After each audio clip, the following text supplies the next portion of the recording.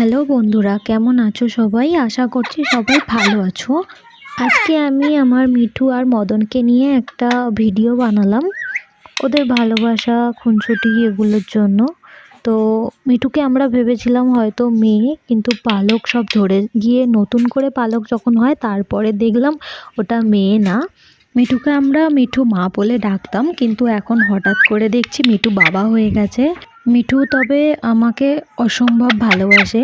ঠিক আছে, যখনই বাড়িতে আসি যাই তখনই টাটা বলে, তারপরে কি করছো, খেয়েছো, খেতে দাও, এই সবই কথা বলে। আমার আগের ভিডিওতে দেওয়া আছে।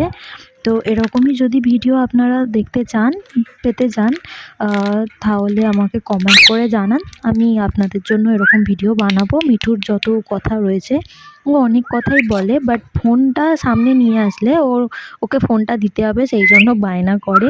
ও ফোন ছাড়তে চায় না, ফোনে ভিডিও দেখবে, কার্টুন দেখবে।